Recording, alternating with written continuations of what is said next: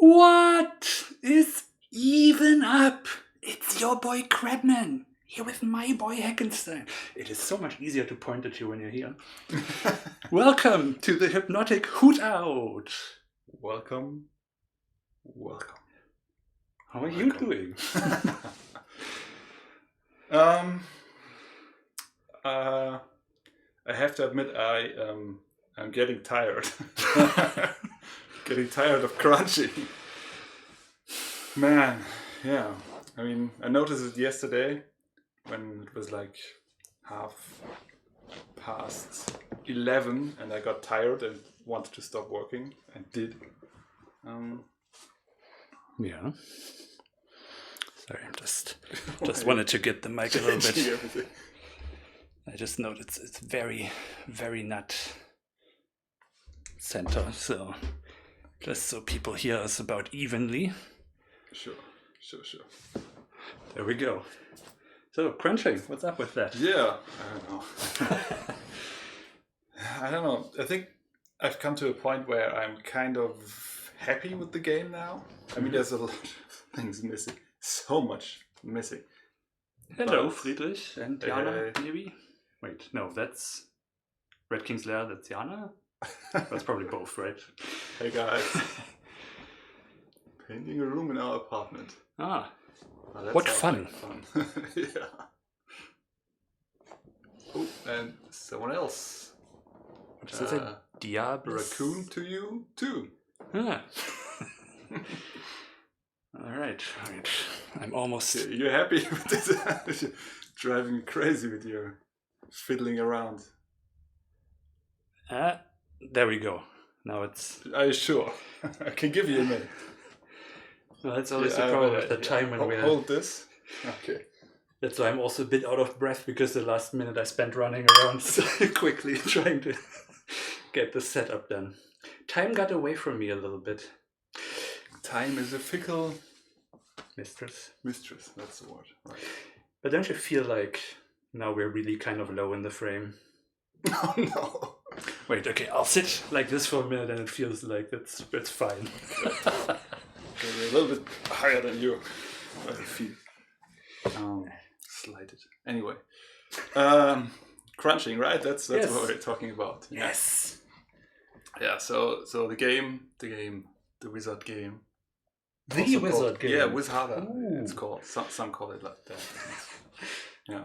Mm. No, it's playable. It's got all the sound effects. It got some of the remastered tracks, or all of them. Did you finish all? Those were all of them, yes. Yeah, I lost track. I just copied them over as soon as you gave them to me. Did the file names fit? Because I just named them. No. I had always to look at it. Goblins is obviously mountains too, but mountains was the right name. Yeah. Anyway, yeah, but there are only 4 spells missing. 3 now because I implemented another one just now, and it feels so complete that I'm not in stress anymore. So the stress energy is missing. Oh, so And- now you're slowing down because of that. Yeah, and the new stuff. I mean, the like the spells or like the enemy behaviors. It's not so interesting of a challenge anymore. It's just like finishing it up, and it's exhausting. It's getting exhausting. I mean, I still had energy to do like a little bit of menu cleanup and implementing the magic shield. Yeah. Yeah.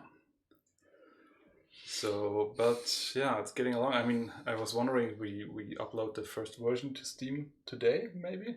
We can do that. Yeah, because then they have time to do the whole thingy. Yes, we need to recertify a couple things. Yes, well, why not? I mean, Yeah. I don't even know what they're doing exactly. If they're just giving it a quick malware scan or whatever. But the thing is also, once you've done this, they never check again. You can upload and change as you please. So Yeah. I think they started at least once, right? To see if there are maybe some errors in the...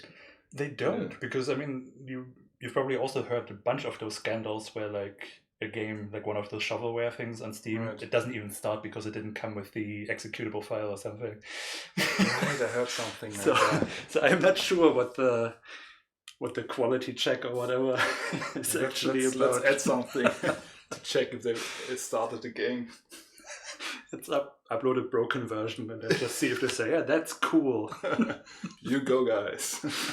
That'll be what, 30%? That's outrageous. Every time I think about it, we basically only get half of the money that people pay for it. Yeah, but including taxes in Germany as well. Yeah, sure, but still, we only get half. I mean, like, the ridiculous part, I guess, is that the 16% taxes does more for us personally than the 30% we pay Steam. They're just paying us because they have the most players. But the players are, they're not theirs to... Anyway. I mean, Steam is a great service, all in all. I mean, they have cool chat, they have the voice now. They do a lot of stuff, but still, 30%, it's rough. And it's really a lot when you think about it, right? Because it comes off every single copy that is sold. Yeah. Like, they make so much money off the millions of things that are sold on this. Like a third. That's so much. Crazy. Oh well, it is what it is. Maybe when it's done we can put it on Epic or something. In addition. Yeah. Maybe. I mean when it's done. Now it's just early access. I can't think that far anymore. One day in a year. I promised people a year in the early access notes. Oh, that we will be 1 year in early access. Well, they ask how long approximately will this be, and I said, well, what is the word? An optimistic guesstimate would be 6 months, so probably twice that, if not more. Yeah, that sounds reasonable. Yeah, I've actually been in contact with, is it Secret Item Games? Not sure anymore. Some dude on the Discord. Sorry, dude, for forgetting who you were. About like porting for console. I told them that we don't have any money, but he seemed fine with that. So and asked us if we like they're looking for something to port in the first quarter. All right, first quarter of 2021. And I thought, yeah, well, we could try, but then we'll have to have the roguelike finished in March. And I thought that's very optimistic. But yeah, we'll talk again in I think December, in December about if, how, and whatever else. Because apparently, if you launch 2 consoles and he wanted to do a retail release as well, then we'd have to include have everything included more or less, because most people don't really do updates, or they don't care for updates. I don't know the console market, but he was really adamant about us having like everything in there and more or less finish the early access part, or at least the roguelike modus, because like the level editor I wouldn't have for the Switch and everything, and the consoles wouldn't get a level editor anyways, so okay. Yeah, we'll see. That still feels somewhat tight. Yeah, it feels too tight, because when I release the game I want to relax and I don't want to have the stress to get everything ready for the next. But does he say like the roguelike mode is like an essential feature, or could we just the base game and say that's the game? Well, he was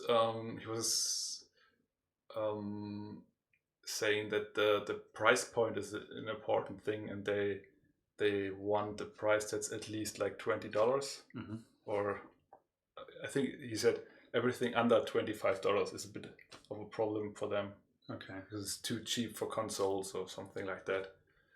I don't know. I really hadn't the space of mind to engage, but when I saw it in Discord, I was like, oh man, I gotta grab it. It's another chance to make money out of this project.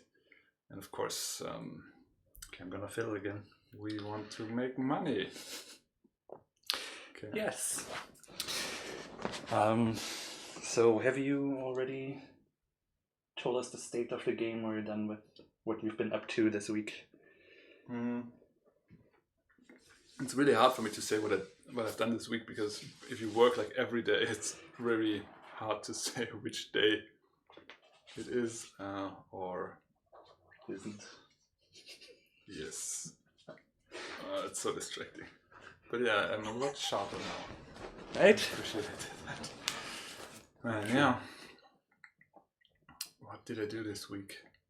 Yeah, well, I think this week we basically finished a game. A game, not the game I want to finish.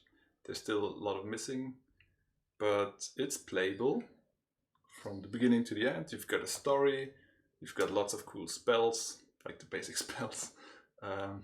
Well, there are 2 blood spells missing, but except that, and like I think the vampires, they don't turn invisible, and the necromancer doesn't summon anything, but you can play it through. Yeah, and it's kind of good, right? That's It nice. is.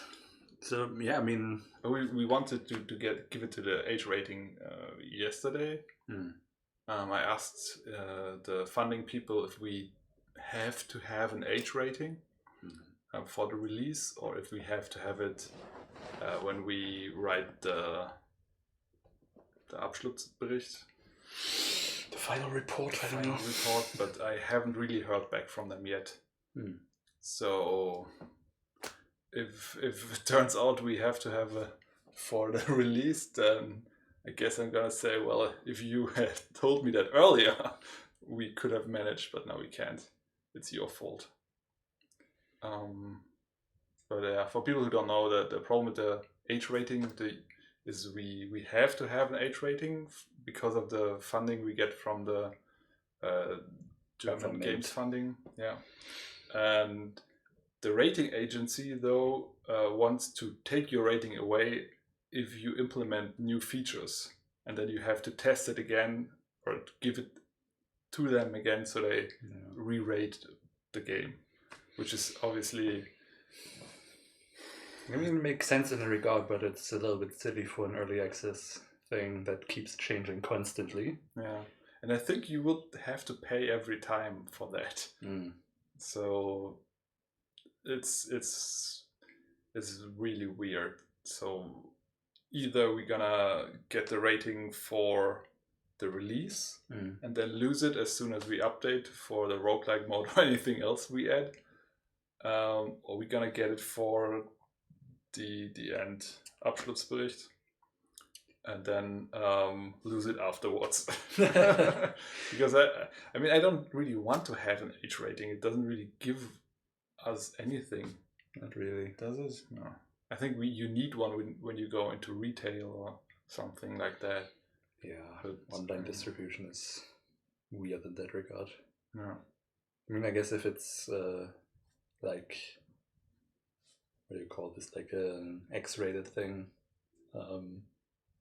super violent or whatever, I think, then Steam would want to like hide this behind one of those age thingies where you have to put in your birth date before accessing. But yeah, that's a bit, and I doubt that we need it now, because they even asked us, hey, don't you want to keep developing this on your own money so you can put in all the stuff that you promised? And like, then we also wouldn't get the age rating now. So I'm not sure that they really considered the rating stuff.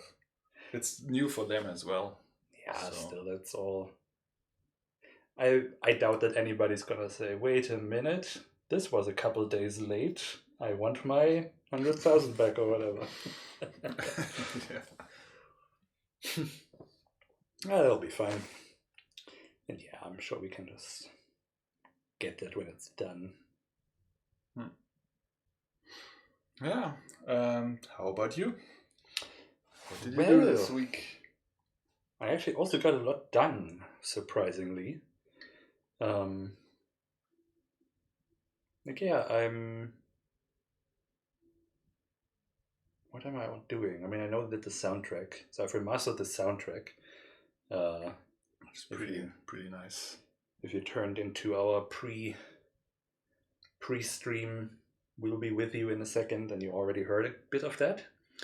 But yeah, it's coming along nicely. So yesterday I basically had like a really good day where I just said, ugh. I started with the annoying stuff, translating press emails and stuff like that.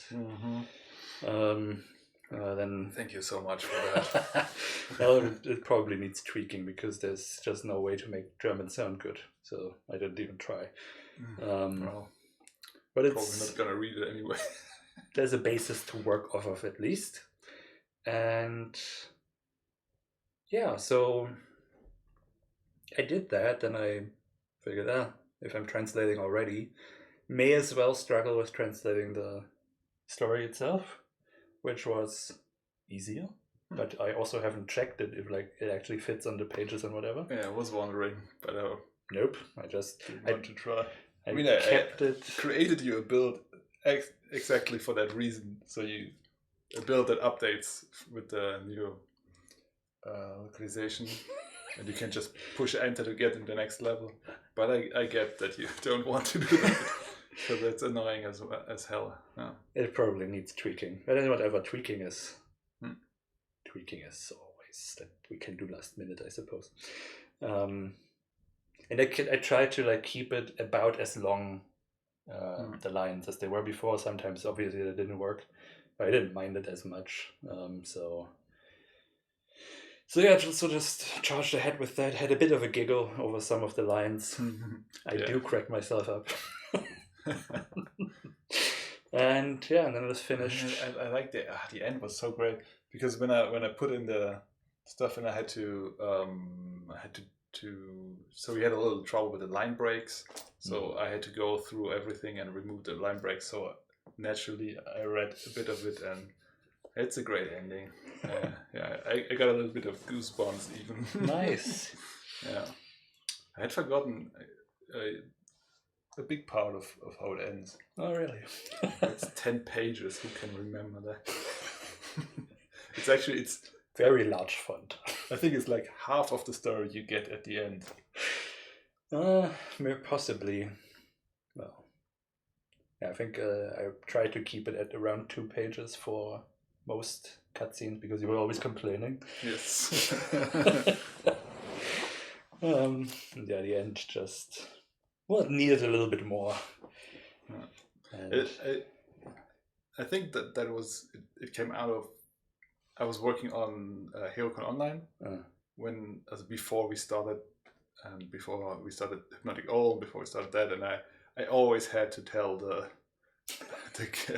our writers to keep it short because we only had like I think 3 lines people could say, and then you had to click to see the next 3. I see. And it was really annoying to go through all of them, but they really wanted to tell elaborate stories, and I always told them that you have to tell these stories with action, not with text. But it's not how they thought it should be. So there was I remember that I came out of that with this idea of text in games has to be short because nobody reads it anyway. So make it as short as possible so more people read it. Nowadays, I don't think that's really the case. I think it can be as short as it can. Wait. It doesn't matter how short it is. Most people will skip it anyway. Yeah. And those people who want to read it, they will read the longer part as well. I mean, there are obviously limitations to how long it can be for people of course, to really enjoy it, but yeah, for the people who like to read, I think keeping the focus on how to write it well instead of how to write it short is probably better. Yeah, I mean that's always kind of an interesting balancing act. is, of course, I mean, in any writing, you should always try to cut it by half, just because, focus makes things more engaging. And I know that I absolutely struggle in that regard because I'm a very verbose writer and person, I guess. And so I just like to be very elaborate in everything. And yeah, so I definitely need to cut things, and oftentimes that makes it better. But there's also just parts where, well, it's just necessary, and sometimes, cutting flavor also, there's a point where it just hurts the game, I would say. Like we had this discussion for when I first showed you the day the laughter stopped, and the part where it comes to the barbecue at the beach and stuff.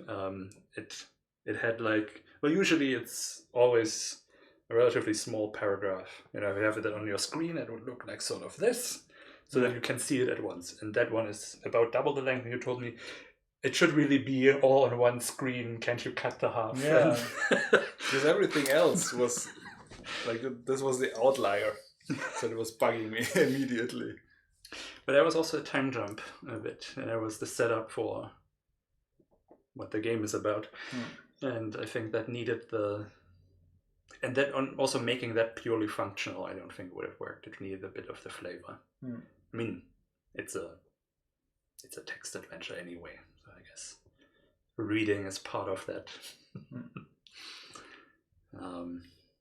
But yeah, I'm also, I sometimes worry, when I get into old writing, and I'm like, I wonder if this is just because, over the last decade I've learned so much and changed so much that I'm like, just looking a couple of years back is sometimes a bit of like, oh God, what were you thinking? But I still think that the very light discussion of social issues in The Wizard is kind of all right. Yeah, I think so too.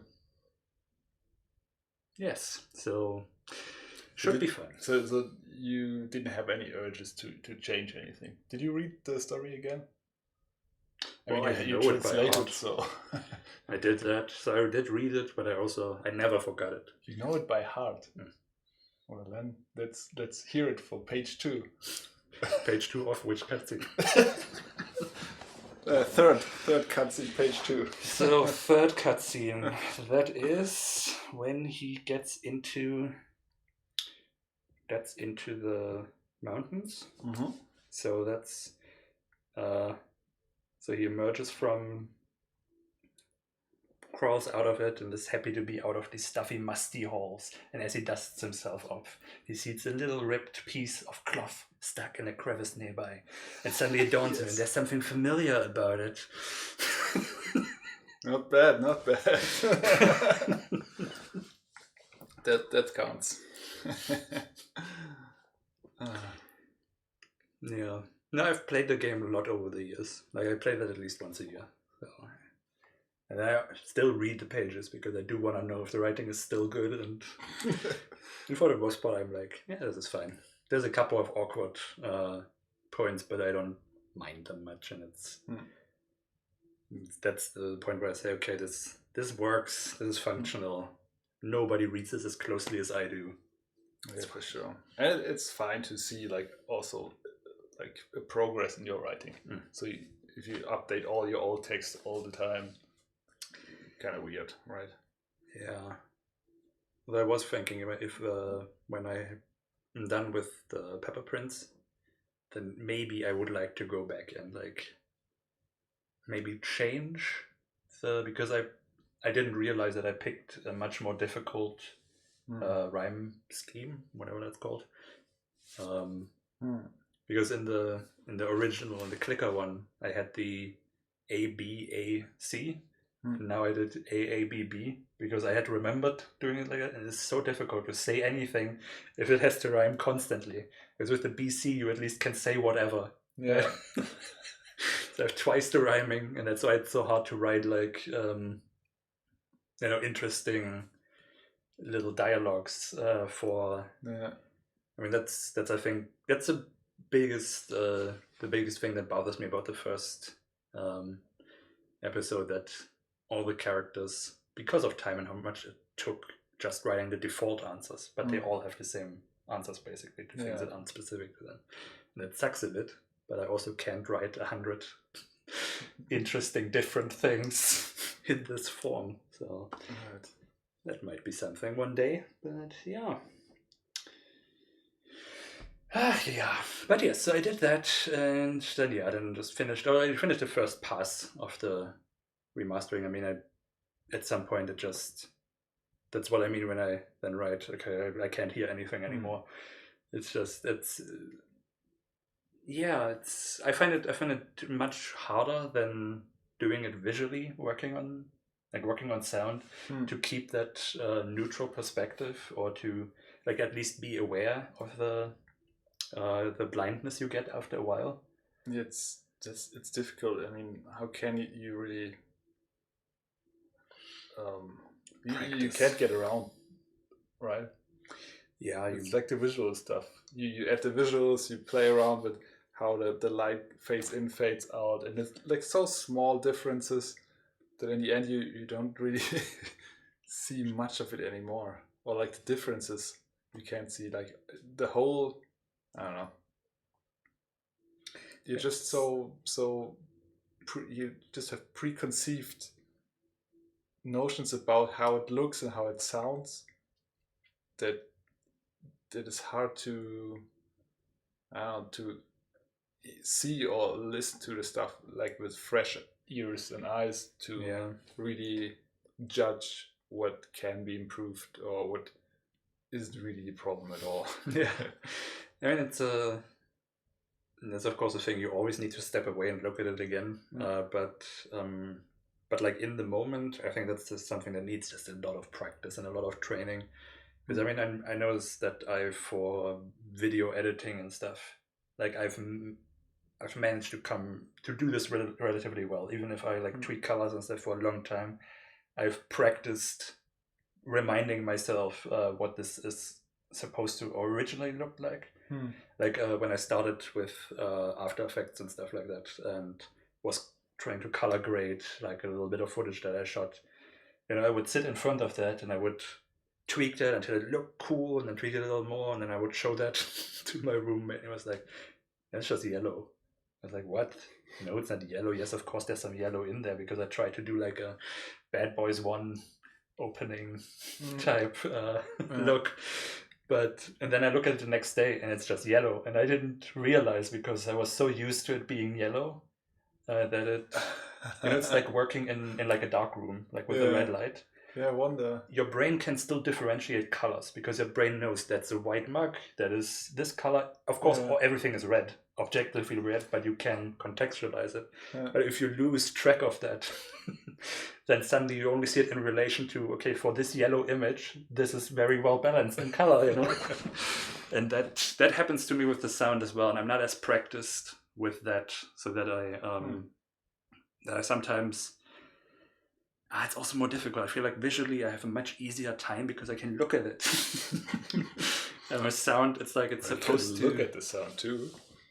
It doesn't really show you what I need to know somehow. I mean, yes, I see a waveform, but the waveform is too much other information, not just the one that I really need. And if I, for example, what I try to really focus on with this remaster is to bring out like the string elements much more, especially the plucked string. That sounds really nice. And like, for example, with the last one, the Goblin one is actually it's terrible. I just listened to that and it's like horribly balanced. The old or the new one? The new one. Oh, terrible. Like I started listening to this and I'm like, it's a little bit bassy, there's a little bit of mids missing, and suddenly the rest comes in. It's so much louder than everything else. Oops. And then the whole song is just so much louder, and I was just like, at that point I didn't even notice anymore. Like I was so focused on getting like a specific part of the specific thing, and I only do this, and then I'm like, oh yes, this sounds good, and then I forget actually the rest still sounds shit. It's like you tweak like just one specific color, but the whole image still looks like garbage. That's really hard to realize in the moment. And of course, I also don't have like a proper. I'm not set up to do proper mixing. I'm mostly using my headphones because then I can hear it more clearly. Yeah. And then my only way to check is to listen to it on my shitty little speaker system that I've had for 20 years. And that sort of works because I'm used to listening to music on it, so I kind of know how it's supposed to sound when it comes out of that. But yeah, it's hard to find an objectively good mix, and it's what I always worry about, because now if I listen to it, it sounds so flat sometimes. Like I feel like, does it need more bass? Does it need more mids? But when I listen to the old one, it's like crunched as hell. It's so bassy, way over the top.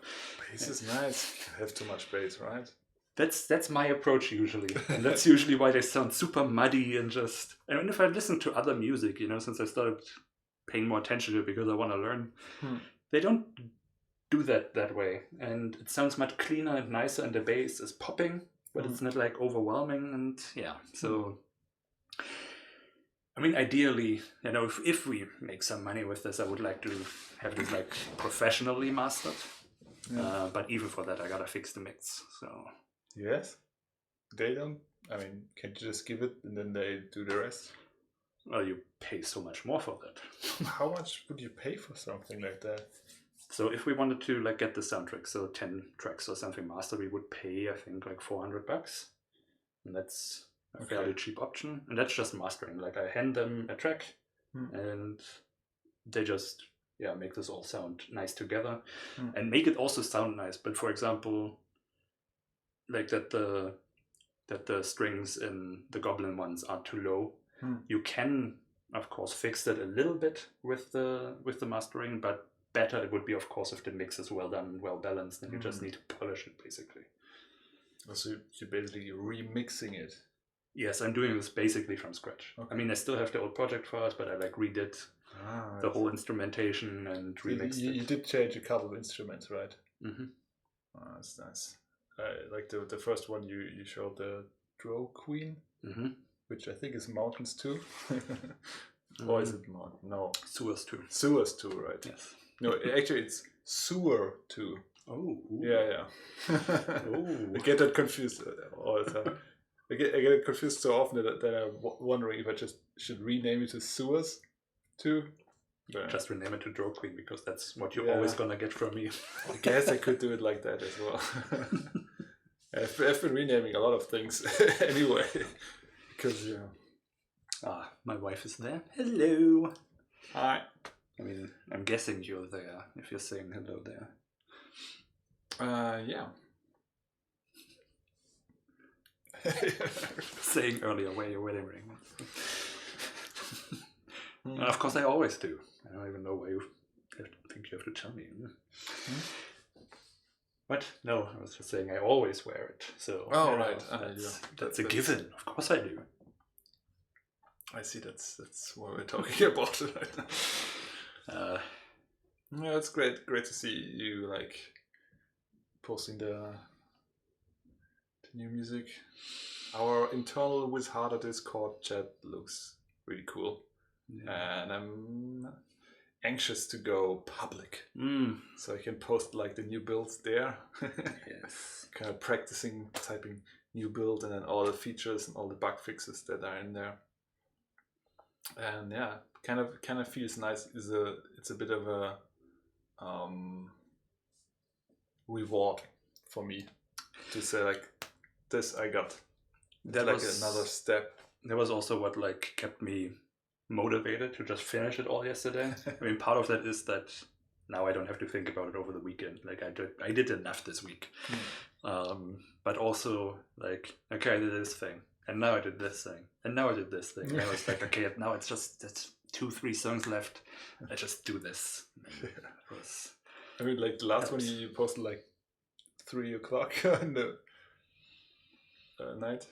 Yeah, and that ironically, that's the shortest one. That's the credits one, and I couldn't find it anymore because I was not.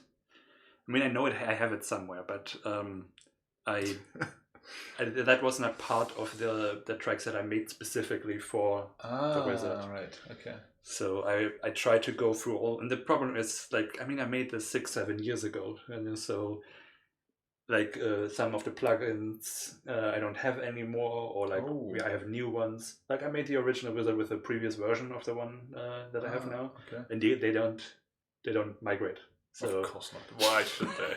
So that's what I mean when I say I redid them. I have the project first, but I had to like redo all the instrumentation anyway, and of course I wanted to do that as well because it was not that good.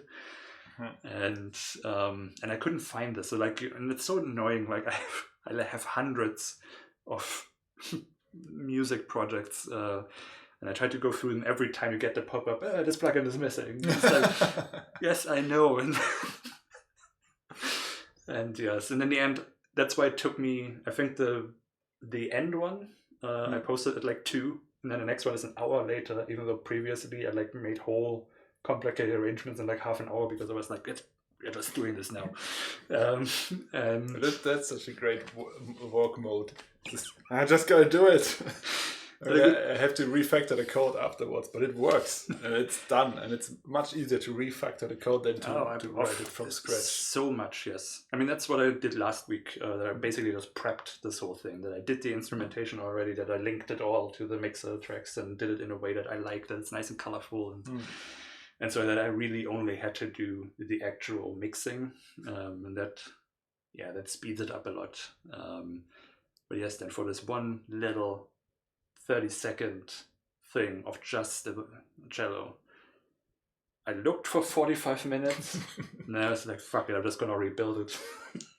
And then I tried to do that and figure out like how exactly did I place this so that it sounds this way but better, and then it was done. How long did it take you to redo it? I'm not sure. Okay, because you were like, look for 45 minutes and then... Well, I did work on it an hour. I don't know if I actually spent 45 minutes looking over like half an hour later. Oh yeah, it might have been that like, I think at 2:35 I was like, okay, fuck this. And then I just recreated it, and I think at 3 I was done. Yeah, late at night, I think for me it's the best to just get it done, and then in the morning I don't commit anything, I don't build anything, I just get it done, and then in the morning I can start. I just have to clean a little bit of the stuff up, and then I get a nice new build, and that's a good way to start the day. Nice. Yeah. Yeah. But I was thinking, like, forgetting how it was in the old game. I had it a couple of times. I think you remember when we played last week, and I was adamant that like the breath spells, the ice and fire breath, just have 1 line and not 2. So distance is 1 instead of 2. Yeah. And it was completely wrong. But it was so short. It has to be like that. I remember now that in the old project I was also wondering if it shouldn't be 1, because 1 feels better from design standpoint, but 2 is just, 1 is just ridiculously bad, so it has to be 2. Hey, Bendisco. Okay. Well, maybe you should play the old game just to see what you're trying to make. Luckily, I have the world record. I'm not sure why I'm doing quotation marks. The actual world record in the Wizard as video files, and so I just watch them. I don't have to play it anymore. I can just go through. Unfortunately, do you remember the name of the guy? It was Is that the one who wanted the CD? Yeah. There was something with an R, wasn't it? Rodrigo or something? Yeah. Robert. Yeah. Anyway, he went through all the trouble he wanted to have like the world record, and so he really researched how to do it. Or Giorgio. All right. So Giorgio is our record holder. He has the highest points in the Wizard, and to prove that he didn't cheat, he recorded all of it and sent me those, and I used them a lot now to just see how it is. And yeah, I found out that like enemies can't attack you for multiple times in one turn. I completely forgot. I thought, of course, if this spider has 3 actions, it can attack you 3 times, and it's just way harder that way. And yeah, I had to fix that. Could be an option, like the super hard mode could have an option like that. Something else I forgot, but I was like, of course, that's not how that worked. It's fun, and it's a bit shocking to see how much I forgot. You never played it again? I'm sure I have played it once or twice after that, but it's really, I can't get through the first levels. Why? Because I've seen them so often. I'm really sick of it, especially the first one. I really can't anymore. I mean, that's easy enough to get through, but the second one, oh man, and then the third, and then I stopped playing. Because I've seen them too often with all the testing and stuff. Because these 3 levels, I'm right now again, like you testing over and over again to see if the saving works, to test the new spells, to test the enemy behaviors and all that stuff. It's every time in these 3 levels, because that's where I start when I start the game. I probably should like just play in a dedicated test level. Maybe. I don't. You used to have one. Yeah, I had one. Like one big level with every enemy, and then teleport us to the enemies so I could test them separately. Right. Yeah, I have another test level, a new one as well, but it's just a huge map with every tile on there. Yeah. And now I put the enemies there as well, so I could test the enemies. Especially, I just want to see if I load the level, does anything crash? Do we get some null pointers or something? And then I don't usually attack all the enemies. I'm fine if everything kind of works at that point, because of course I have faith in my programming skills. Yeah. Oh man, I don't know how fun it is to listen to me, but complaining about little bugs. But there was one that really had me going today again. And the thing was just, again, as it often is the case, the order in which functions got called. So I didn't understand why Magic Shield doesn't work. I set like the health thingy to invulnerable. I check it on Kevin. The red attacks, and the moment the red attacks, he's vulnerable again and dies. I didn't understand how this is possible. But yeah, easy solution. Of course, if you only have one use for the shield, it removes the shield when you don't have any moves anymore. So it registered like the hit. He's getting hit. Oh, he has just one use. Remove the use, remove the effect, and then the damage was dealt. And then he wasn't invulnerable anymore. That was such a stupid. But I really was going crazy because I thought that that doesn't make any sense. Yeah. I had something like that a couple of days ago as well. Something really where we come to the limit of my, I don't know, to my limits, I guess. Where I'm going crazy because I don't understand why this doesn't work, and then it's always something small like that, like the order of something. Man. Yeah. I feel like I had something like that recently too, but I can't for the life of me remember what I was working on. Have I been working on anything? But yeah, also something really simple, like just I'm trying to call something before or after it's supposed to be called, and that messes everything up in such a weird way that you can't even tell from looking at it that that's what's happening. Programming, bug fixing, such fun. Well, I guess that's our updates on the wizard. Yep. As I called this the Hypnotic Fun Time Part 2, and we actually did it again. We again managed to talk about the wizard for an hour this time. But you didn't tell me. What? If I had known that this is the Hypnotic Fun Times 2, I would have done. That's what we said last time. We're going to do part 2 of this, where we can think about all our favorite games. I don't remember last time. Me neither. Just one more thing. Mm-hmm. I watched In China They Eat Dogs again with my flatmates yesterday, and we had a really, really great discussion about the social issues in the movie, because I mean it's a really great movie, and kind of it's a satire. Obviously, it's very dark humor, but like how foreigners are shown in the movie, and I think homosexuals, mm-hmm. and it's kind of I found it very interesting because we had this discussion. I think that we had as well with so the two things, like there's one guy, Wook, if you remember. You have seen the movie. Wait, what?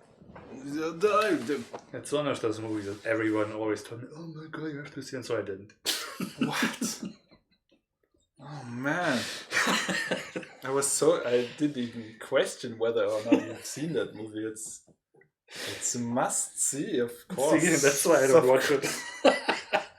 You man. I'm too hip for that. That's a great movie. Well, it kind of makes my points a bit moot, but I can just say it's really interesting because they try to do satire with really doing the things over the top. Mm-hmm. So one of the main characters is a racist. Mm-hmm. He's always picking on this one guy, Wook, mm-hmm. and of course it's satire because it's just so over the top. But the movie doesn't do anything to really critique him. Mm-hmm. And I found it interesting because I never saw that before.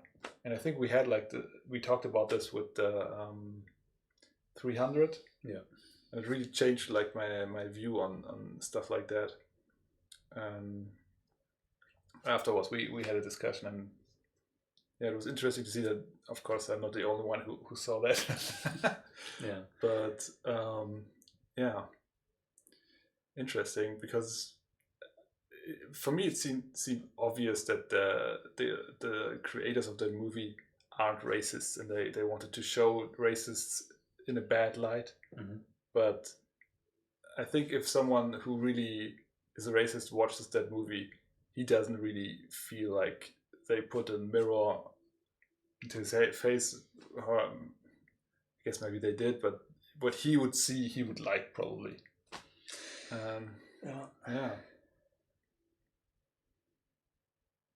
Yeah, that's a little bit what I've gotten uncomfortable with Quentin Tarantino movies. It's always like, this is just historically accurate, but it's also portrayed in such a way that it's just kind of cool, normal. Yeah. So it's maybe not that good to do that. Like Wook, for example, is always like the butt of the joke. Mm. He's like the lazy, stupid foreigner. Mm-hmm. And he's a bit lazy, and he's a bit stupid. And that's all the movie shows you.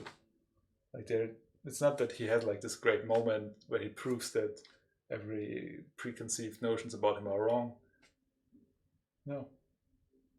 It's just we are supposed to know that, of course, you can't treat people like that. But it doesn't really make an argument as for why. No. Okay. Not at all. It's just one guy who works there, and the others, the other people, I don't know, make fun of him, and it's fun. You know, you watch that and you think okay, cool, and they make cool jokes, and then they force him to do stuff he doesn't want to do, and then he gets hurt, and then they are not concerned about him, but about the car that got wrecked with him. Yeah. And it's kind of funny, but that it's not right. It's dark humor, it's satire, so it's okay. But the movie really doesn't do anything else it's not critiquing this. It's just showing it. Yeah. And you need to know that that's not okay to really. Yeah, because in theory that sounds interesting to have something where, it's not just, model minority and you're not supposed to be mean to them because, well, look how good they are. Yeah. But that also, like, shitty people. That's what's nice about Doom Patrol. There's very obviously super shitty people, but still... Yeah, I don't know. I like that. I like Larry Trainer a lot. That's he infuriates me. Negative man. He's infuriating. Like, he's legit infuriating. It pisses me off so much how long he takes, and then only like a little bit gets it, and not even really. And then goes back and doubles down. But still, it's so nice to see like a queer character be allowed and still empathize with despite being also kind of an asshole. He doesn't need to be the nicest person in the world who just or whatever, but it's still it's just such a good show. It reminds me, I've also finished season 2 of The Umbrella Academy. And I know you didn't watch that. I didn't want to watch it. It looks dumb. It's very, very similar to Doom Patrol. Yeah. In fact, it's about superheroes basically. Yeah. Who have troubles and who mostly have to deal with themselves. They have like a bad father figure. They have to that gave them lots of issues, and they have to come to terms with that and overcome that. It's very comic booky, very creative with all the action and where the plot goes. It has a lot of time travel, and it makes the time travel really fun. But I don't know if it's like a budget thing. It kind of doesn't feel as polished as Doom Patrol. And more importantly, it's not so empathetic with the characters. Yeah. It tries to do the same thing. Like all these poor people with their superpowers, they are so troubled. They have to overcome that. But the movie isn't empathetic to that. It just shows you how they suffer and sort of like struggle porn, basically. Wait, no, that sounds different. Struggle porn? I don't know. Maybe? I don't know. What is the word that I'm looking for? I feel like struggle porn is something else. That's probably non-con. Okay, yeah. But you know what I mean, like misery porn. Misery porn. Yeah, a little bit. I think they just don't take the time, maybe. I mean, for sure they don't take as much time as Doom Patrol with the characters and with their problems. Yeah. It could also be just like the camera angles that you can't really see the people reacting to all that stuff, and it kind of sometimes forgets how effed up the stuff is that happened to someone. Like, are we starting to censor now? I do that for a couple of I want to get rid of that. Already. I think effed up is good. Fudge, I would love to say fudge, but it doesn't roll. The time is good. All right. That fudged up stuff. Yeah. Because I'm pretty sure I said fuck multiple times on the screen already. Yeah, you can. I mean, I was cringe a little bit. Anyway, yeah, it's really interesting. I would love I would love to have you watch it and tell me what you think is the difference, why this doesn't work as well as the other one. But I think I'm not sure how much it is in season 1. Season 2 is much more similar to that, and especially like there's one main character and he's an asshole, and he doesn't change. He's just an asshole, and it's just most of the characters are assholes to each other, and then they kind of want to help each other, and then they come together and embrace. Like, in Doom Patrol. Yeah. But this is so short-lived, and it really doesn't change much of the characters don't change significantly, I feel. So it's more lip service to that idea rather than dealing with it? I'm really not sure. I'm really not sure what it is, but I'm really interested in finding out what really the difference is, why this works for me in Doom Patrol, but it doesn't work for me there. For example, for like the suffering, there's one character who can see dead people, and one of the superheroes died, and they're all basically brothers and sisters, like they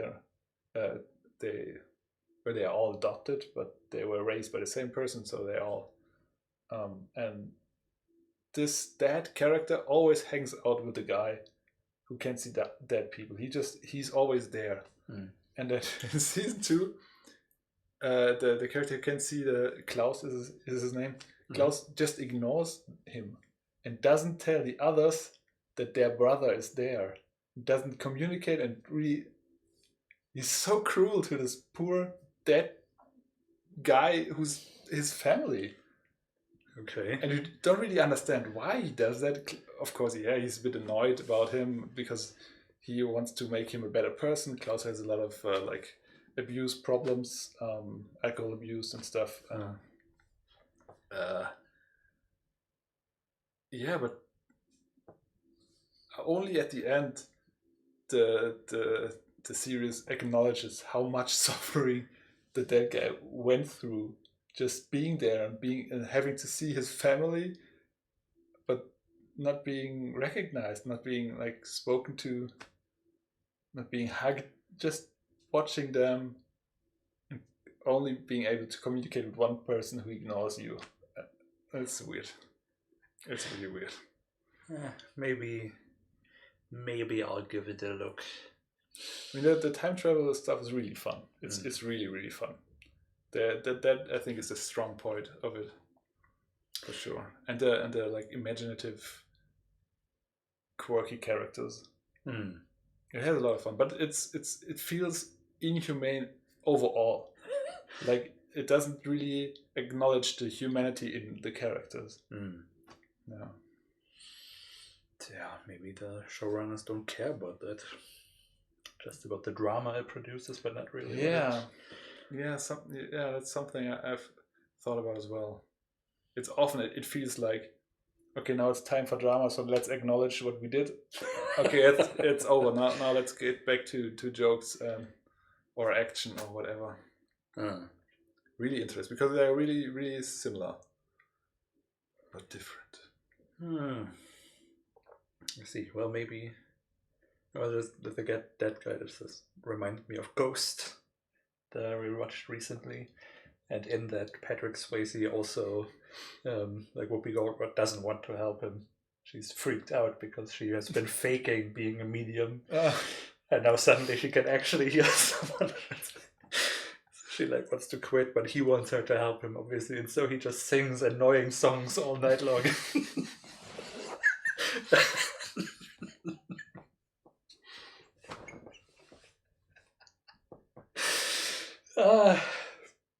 That was fun.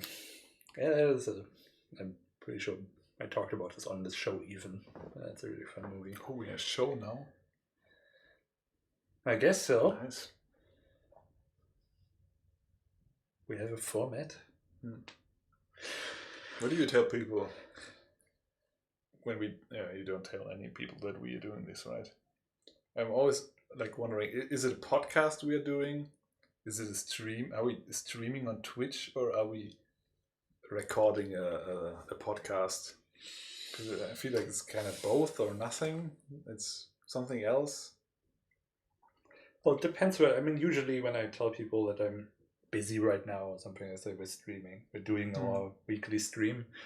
I don't think of it as recording a podcast because I think sometimes it's a bad idea to listen to this at a podcast because it's visual sometimes.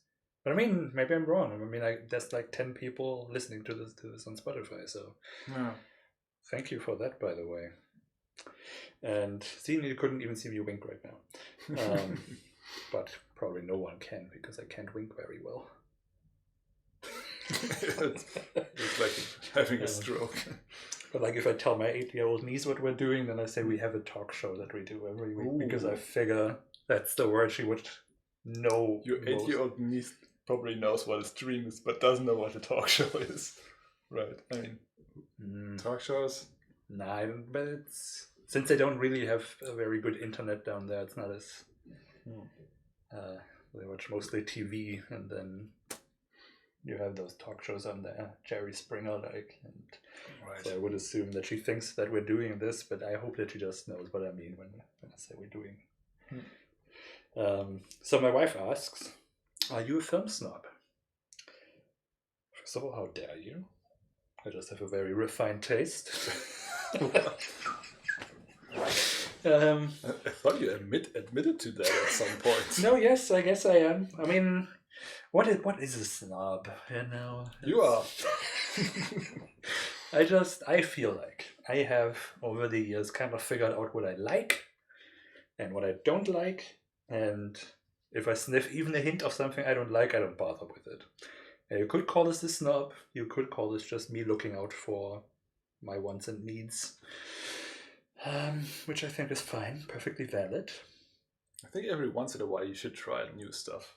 I try new stuff all the time, just not new stuff that already like puts me off with a certain, like But like the amount of stuff that puts you off increases like daily. Absolutely, that's because I'm figuring out more and more what I actually like.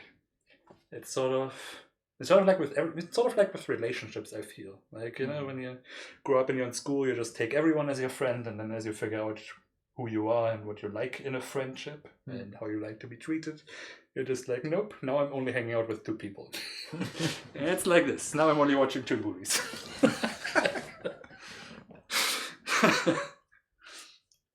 Now, of course, sometimes I'm wrong about these things, and I'm always very, very happy when I am. But also too much of, it happens too often for me to doubt myself about these things that I'm right, that something that just looked weird to me, I actually end up not liking. But then you're already like I don't think I've ever ruined a film for myself that wasn't actually bad. Like just through thinking, I don't wanna. I mean, there's movies where I wasn't in the mood for it. Like the first time I saw Eraserhead, that was at a party, and like the guy whose party that was forced us to sit down and watch this boring ass movie. That was like just not the moment. Of course, I love it. I mean, I have it. Obviously, I changed my mind, but seeing it in that context, I was like, "The fuck are you doing? Now you're trying to show off how artsy you are and make us be boring, and then shh, watch this." And I was like, this is not the time. But of course I revisited it still later and figured out, no, actually this is awesome, right? And so yeah, I'm maybe sometimes less charitable if I already feel like, oh no, this is where we're off to a bad start. But yeah, I feel a lot for me with movies and music and everything. When I think it's gonna be bad, I know I'm not in the right mood, and then I'm like putting down everything I see, and I'm critiquing everything without really giving it the chance that maybe there's a reason why it's like that. And then it takes some effort to get out of that headspace. And sometimes I read often when I've done this once through a movie, I can't get rid of this feeling. But sometimes I can. I mean, you forcing me to watch rom-coms definitely help open up to that. Yeah, and I mean, I think this is mostly a thing with things that still have something of value, even if they're not good or not to your taste or something. Because I mean, obviously, we all have movies that are totally guilty pleasures. Yes, sort of. I mean, I kind of like tend to be like, oh, I don't believe in guilty pleasures, but yeah, sort of this thing where it's bad, but you still kind of love it.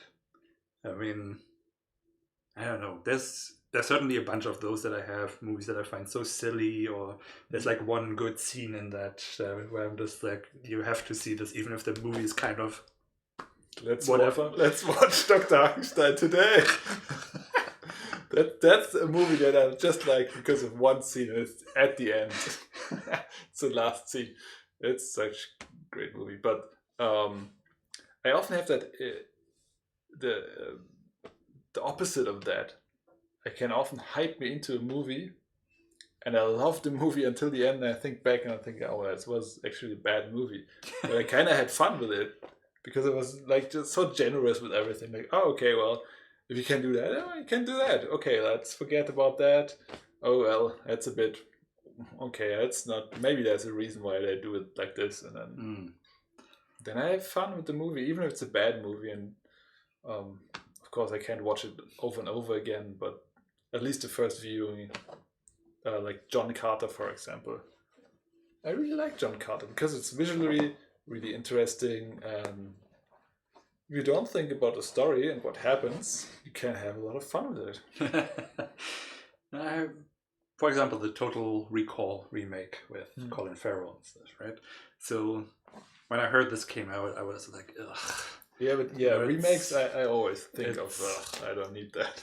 First of all, yes, it's a remake of a classic, like in an era where just one shitty remake after the other.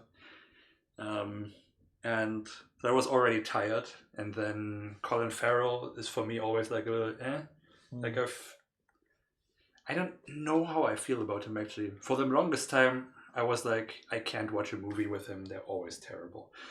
And then I watched In Bruges, and he's brilliant, and I'm like, okay, I love this guy now. But then it's kind of, like I wouldn't like go out of my way to watch a movie that he's in. He just. I don't know if it was Fantastic Beasts that ruined it or it's something. Or did he say something stupid? I don't know. I can't keep track of everything. That's possibly. But yeah. So Total Recall. So then I watched it, and obviously it changed everything. But it has. I haven't watched it, by the way. The fuck? I've only seen the old one. Well, it's really good. No, wait. I think of another movie, right? So the old one is Arnold Schwarzenegger. Arnold Schwarzenegger, yeah. Yes. So this one is not on Mars. It's weird. They changed a lot. It's like only Europe and Australia are left. Everything else is like a toxic wasteland or something, or like irradiated or whatever. And they built an elevator to go through the center of the Earth. And it's actually really good. I mean, it's not a really good movie, but it has that Philip K. Dick charm that I like. And actually Philip K. Dick is one of those authors where I can watch just anything. Have you seen Imposter? No. Maybe? Such a bad movie. It's objectively bad, but I love it for that Philip K. Dickness, you know? Because it always has that certain vibe. It's like I can watch also any Stephen King adaptation. I don't like most of them. Me too, yeah. But I love them. Because they have this weird quality that makes them interesting, because you never know where it's really going. And if it's a bit shitty, it's kind of great. Yeah, I love the mini series that exist of all this stuff, like the TV movies. Yeah. I love them. I would never recommend anyone watch this. Well, I would recommend watching Trucks Out of Control, because that's just silly fun. Yeah, like I think one of my favorites there is Langoliers. Oh wait, what's happening? Something's happening. Wednesday is eating. Yes, have your food. Very good. Eat. Good appetit indeed. Yeah. So what else are we getting here? The party host. What? The party host sounds like he was a hipster who was just told about a cool movie or is going through the 100 best movies ever. Who's the party host? Who is the party host? What do you mean by that? And then she says, bad Hackenstein bad. No. To what? What did he do? What did he say? Not the movie, right? The movie's great. Oh, is it about the movie? Because I also don't want to watch it. It's a great movie. I'm going to watch it. We three together. The dickness. Right. They make me always nostalgic, probably because I read most 90s King books. Yeah, I mean, those are two authors who have such a prolific character to all their stories, and you can always feel that. Even in bad adaptations, you feel that character, and that's what I kind of respond to. So the Nicolas Cage effect? Yeah, sort of. Like, even shit Nicolas Cage movies, I still watch. I don't necessarily want to see them again or something, but like, next, right? objectively bad movie where you can see like 2 seconds in the future. I haven't seen, don't want to. It's not good, but I didn't mind watching it. I don't think I can kind of feel like watching it again. Just watch Ghost Rider. Okay, that is a perfect movie. Okay, I will concede 9 out of 10. Barely 6. I don't know what movie you watched, but you clearly have to see it again. No. That's legitimately a good movie. What? In what world? Oh, Jan on Total Recall. Oh. So I guess because you haven't watched Yeah, I might have watched it and just forgot it. But yeah. Yeah, actually in many regards I like it better than the Arnold Schwarzenegger one. Yeah, well, it's really trashy, the first one. Really trashy. I mean, it was cool when I was young, but yeah, it's cool. Watching it now, it is pretty boring for one, and it just doesn't look like the future, like at all. They didn't even try. Like he's a construction worker that looks like just a construction in the 90s. Well, in Total Recall, it actually looks like a futuristic environment.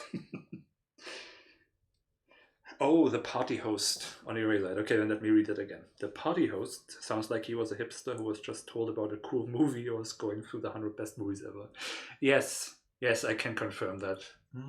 He was annoying. I didn't like him much. I was probably pretty not cool to him. Too thinking about that. That was my problematic years, so yeah. Sounds like a good album title. The Problematic Years? Yes. Like a best of. Yeah. Maybe, I don't know. Oh. Böse Onkels or something like that. Oh. Mm-hmm. Yeah. So yes.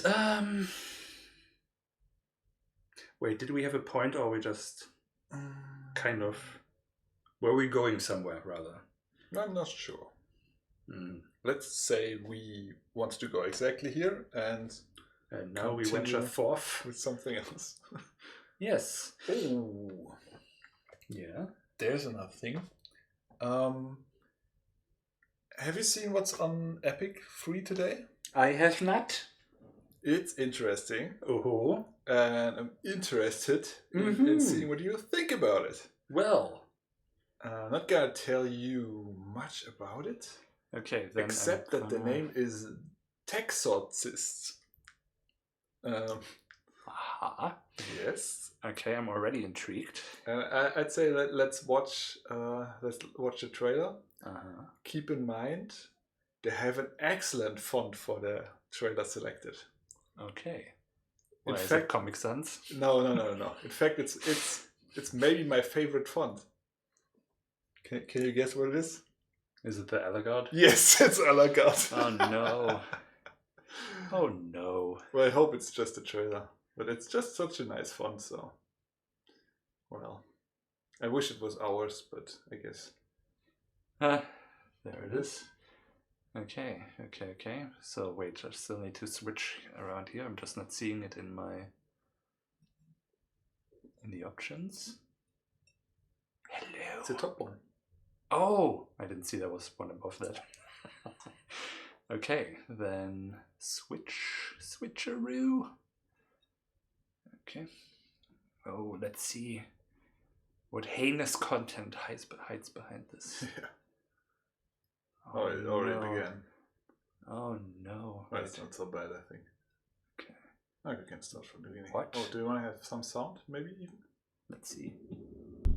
Okay, right, let me make it a little bit quiet here. Morbid Wear. I like the intro of the... But really, seeing the font is a bit of a downer. It's weird. But it's got nice pixel art. Interesting game idea as well. I think it takes a bit too long to get going. Especially for a game that's called Texorcist. How many people will watch the trailer? I haven't heard of it at all. So this is a typing game that is also a bullet hell game. Oh, sorry. So a typing game that is also a bullet hell game. Sounds like it's the worst combination of genres ever. But it's kind of neat. I mean, kind of a game that I think we would make. Like, for who is this game? It's not for people who can type fast or who want to learn how to type fast, because you also have to you have the bullet hell part where you have to get out of the way of all the stuff that comes your way. Yeah. Well, I guess I'm collecting anyway. Is that the only thing today? Yeah, that's the only one. Okay. I think next week is something cool again. Finally. Yeah. And the original soundtrack by Ghost. Whoever that is. I think maybe we should add that to our thread as well.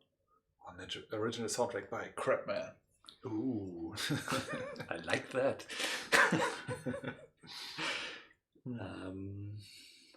Okay. Interest, sort of. Yeah. I'm not gonna play it, but fun that someone thought to make a game like that. Yes. I wonder if there is interest in that. If many people want to play.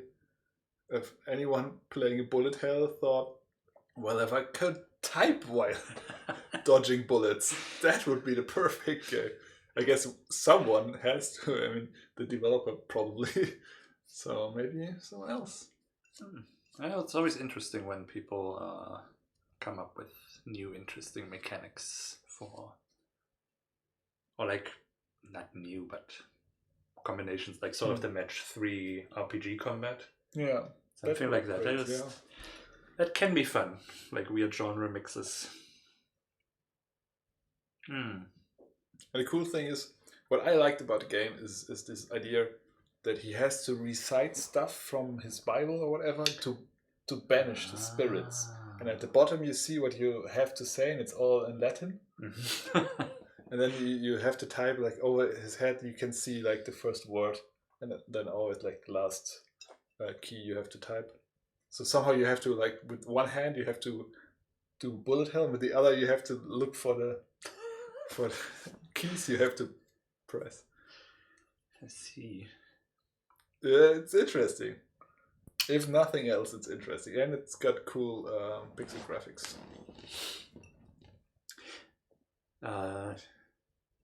I've actually, well, unrelated, but they do one thing while trying to type in natural tone that I work with Jane Smith about her experience with autism. There is a typing game in there where she has a job interview.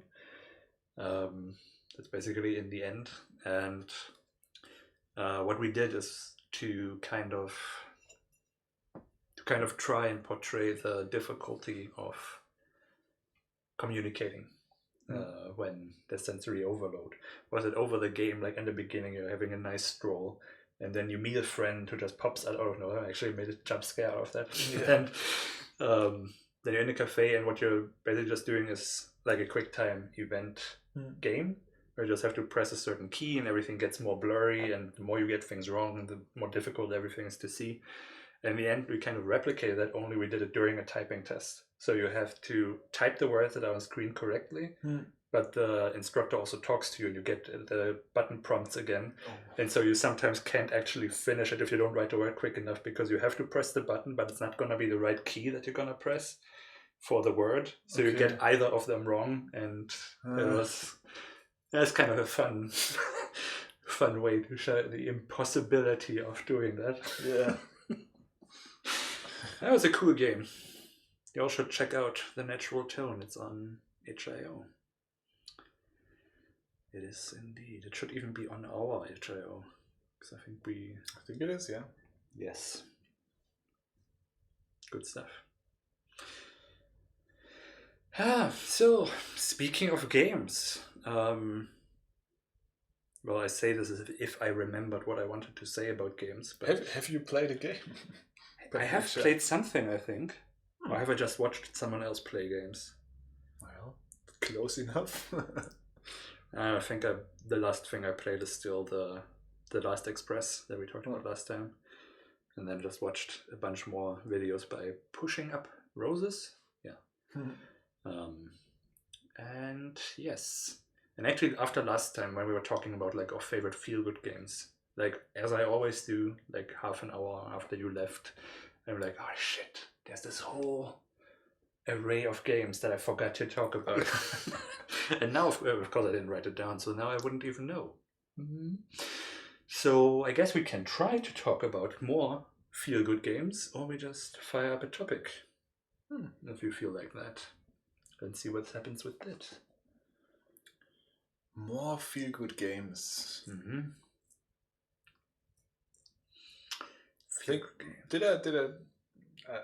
I'd say like Monkey Island 1 is probably a feel-good game for me as well. I'm not sure if I'm pretty sure we covered those. Like the usual suspects. I don't think that I mentioned King's Quest. Because that's also something that I really liked. And especially, actually, one of them that I've never managed to beat. I beat it once with a walkthrough, but I doubt I could do it again, is King's Quest 6. Air today, gone tomorrow. They sometimes have good puns in those titles. And that's one of the more, that's obviously one of the later ones. And it has like this really interesting... It's such a weird game. You're like on a group of islands trying to rescue a princess that's being held by some... what do you call them? Vizier? Like a oriental medium type person. I don't know. Like he has a genie and stuff, and he's the one who like keeps the princess locked away, and you're on this group of islands, and every island has like a different theme. You have like a Alice in Wonderland island where like everything is a checkerboard, and you have one where there's the 7 dwarfs, and you have one with Beauty and the Beast and things like that. And it's a super hard game, of course, because you can die in Sierra adventures, and you will, and they try to actually make that happen. And my favorite way how they do that is that the evil, whatever you call this person, the evil ruler, I guess, has a genie that he... Is it also called a genie? I think I confused King's Quest with Hero Quest. No, definitely King's Quest. Now I understand with the dying Sierra you said, yeah. Sierra games make you die. They try to kill you as well, like a bad game master. Yeah, and it's fun torturing his players. So this guy sends his genie after you, and he has like a gold eye, so you always see that sparkle, and he comes in different forms to try to lure you. So like you come to a pier, and there's a boy who jumps in the water in the storm, and they say, "Hey, jump in! It's super nice." And if you do, you get swallowed by the currents and die. And you can tell usually because even though they all look different, they always have the sparkling eye, and that's kind of cool. That's pretty cool. That's a cool idea. Super hard, but that was real fun. Of course, the first King's Quest is... I mean, I played this before I could even... I played this in English before I could speak any of it. I had like a super tiny dictionary that I would use to translate like what I wanted to do, and it worked, and I actually managed to play it. The small dictionaries, because you could carry them. Yeah, there was... Yeah, those they also still really feel... Just, I don't know, they feel so good once you look at them. Of course, they're pretty empty, and absolutely. But yeah, King's Quest. I kind of want to play Hearthstone again. It's just gonna make you mad. Yeah, but at the beginning I always have fun until I get ambitious, and then I stop having fun again, or at least until their like rating calculator has me rated against like people who are as good as I am, and I lose like half of the games, and then I rage again. It works too well, basically. Yeah. I mean, it depends on what you're trying to achieve. I mean, I think the ideal is like 70% of the games you win and 30 you lose, but someone has to lose if everything is competitive. So, yeah.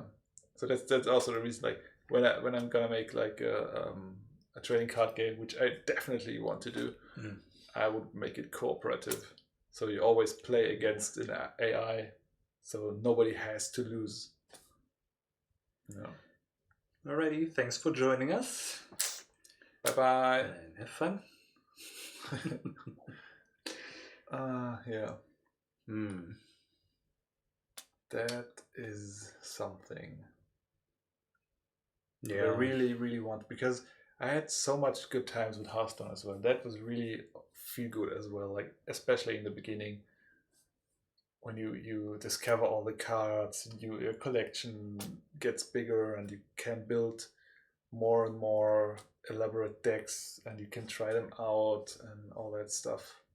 And now I have like a bigger collection, and I can do all kinds of decks, but the new cards, like the power creep of the cards to keep you buying cards, makes my decks like worse and worse the longer I'm in there, and I have to basically grind to get the gold to buy the cards because I don't want to spend money in it. I mean, it's ridiculous. You'd say, why don't you spend money in it? And I guess I could if I really liked the game, but the thing is, I would have to keep spending money every time they have a new expansion to get the new cards, even though somehow I never liked the new cards. I always like the old cards better than the new cards because I'm used to them. I want them to be like that. I have a cool deck now, and there's enough to experiment with. I don't need the new cards, and they have new mechanics, and they are just stronger. That just takes the fun out of it for me. So I don't know. I've thought a couple of times now. Maybe I reinstall and try again. I should be rated pretty bad now, so should be enough time to have a little fun. But then again, I don't know if I want to. Like Blizzard isn't really doesn't need me. I guess I don't want to support Blizzard. I guess I wouldn't pay the money, so it's not that big of a support. But still, I'm hesitant to reinstall the Blizzard launcher again. Yeah, I'd rather play Diablo 1 with the Chernobog mod. Yeah. Oh, person who just left, it's a friend of mine. No. Uh-huh.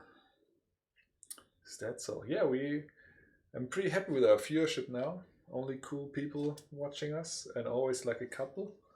So it doesn't feel as lonely. And it's always fun to see the chat like rolling by when someone says to add something to our conversation. This friend. Ah. You know, from Buddy's birthday? Maybe. We were in the park. In the park?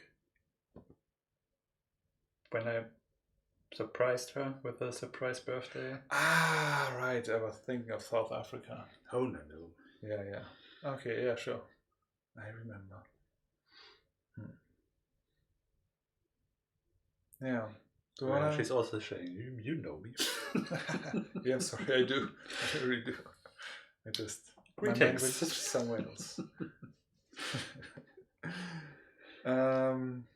Yeah, do we want to make a topic? I think I need another beer. Sure. I still have half. Or do you have to have another thingy to talk about? Another feel-good game? Yep. I don't know. What do I feel good about? What's something I like to... And the last thing I mentioned was 1,000 amps, which is very good. What else is there that isn't LucasArts? I feel like there are a lot of cool new games out there that we just miss because we don't have the money to buy them and the time to play them. Yeah. I'm sure I have like 1,000 good. I listened to the Crow Crate and Crowbar, and they every time they have like new games they talk about, and I'm kind of jealous. I wish I had like the possibility to do that. And I'm not sure how they do it because they must be as busy as we are. They have a few of them have kids even, so not sure how you can manage that. Actually, yes, I have one that I don't think I've talked about that much, at least in our streaming history.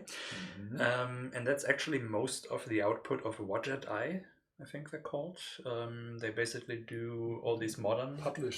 It's a publisher, right?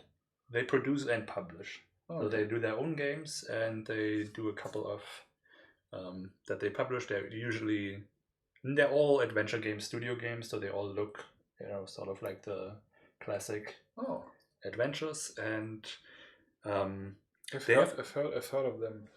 Yeah, Dave Gilbert is the guy behind that. Oh, okay. So maybe you heard that name. No.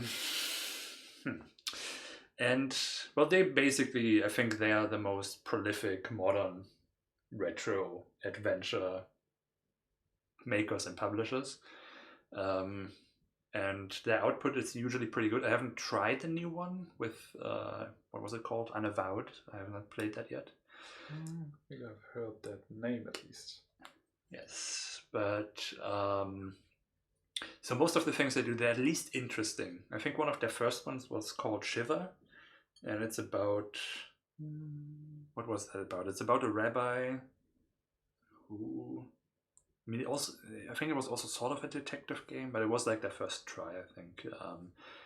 And that was still interesting. And the series that I really love there is the Blackwell games. That's where I know them from. Yes, the Blackwell. They all have some name with Blackwell. Blackwell Legacy, Blackwell Convergence, all that stuff. And that's a 4-part series about a young woman who, after her aunt passes, after she went mentally ill and then passed away in a hospital, she basically inherits her, well, what was wrong with her, which is a ghost. So so she inherits the ghost. So the aunt wasn't actually crazy. The thing that tore her apart is basically that she tried to ignore the ghost, which is like a 30s hard-boiled detective type guy. And so together they start to solve spiritual,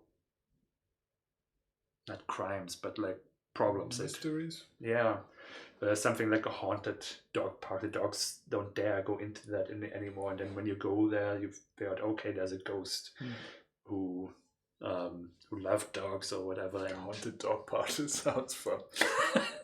And it's really, really good. It's so well written. I think I've talked about them in terms of voice acting, because I think they do that in his bedroom, basically, just sitting there in front of a computer with a mic. And Primordia is one of the games I think that was published by them. That robot thingy, and the voice actors are also shared across the games, like the little Crispin, the little robot that his companion is the voice of the ghost in the Blackwell series. And I love these games. They're so fun, they're so well written, the characters are awesome, and that's... Actually, I gotta play that again, because that's also something I just really like to, Friedrich says his favorite is the game from Budget Eye is Techno Babylon. Pretty much one of the best stories ever. I did like that a lot. That's only published by them. I have to try that again. And when I played it, I loved a lot of it, but something was missing for me, but I don't remember it well enough and I think I couldn't articulate it at the time either. But I think it's been long enough that I'm just going to play that again. Actually, yes, that's a good plan for the weekend. I'm just going to play that. And figure out if I actually like it more than I thought, or what I actually. Was there something that the ending was a bit of a letdown, or that it was not as interesting as it was made out to be through the. I don't know. It feels like one of those that I really liked, but there was something just a little bit short in some area. That's sort of what I remember from that. But it was a really good game, and it also kind of nails that sort of sci-fi aspect that I really like about Philip K. Dick. So that's absolutely a very recommended title. That sounds interesting. So what is Wendesil saying? I know the feeling that is the nice thing about streaming. You can interact with the viewers. Yes.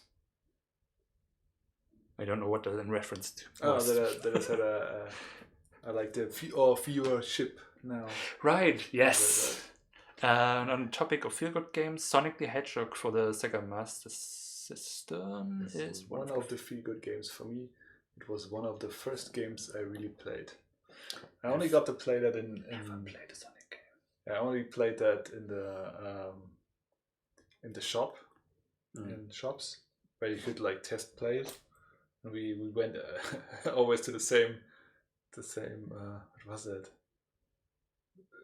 Grosso or something like that, like Kaufhaus, and they had like a toys area, and then they had like two consoles you could play on, and most of the time like one was broken. But we tried to go there as often as we could to play, and then there we got to play Sonic, and that was always like a lot of fun. I'd really like to have like another game like that. And looking at the Super Mario games, I think the Spielgefährten played recently. That looked like a lot of fun, like the Mario Galaxy.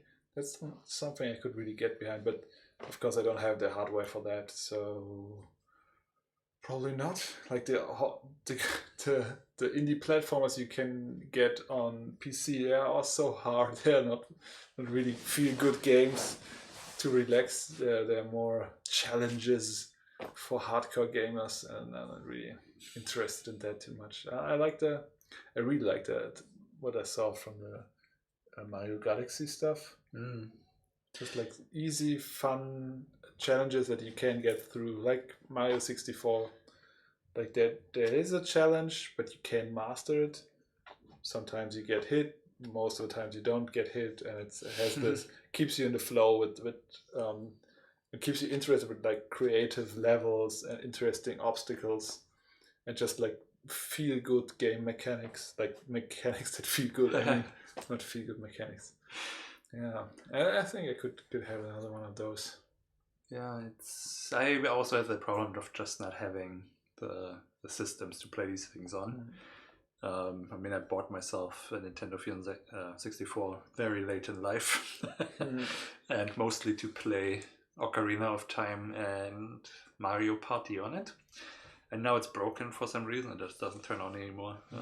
But yeah, so I never played many of the Nintendo things. I only did that when I like discovered emulators and stuff. So which one is that? Yoshi Island. I think it's Super Mario World 2 Yoshi Island or something like that.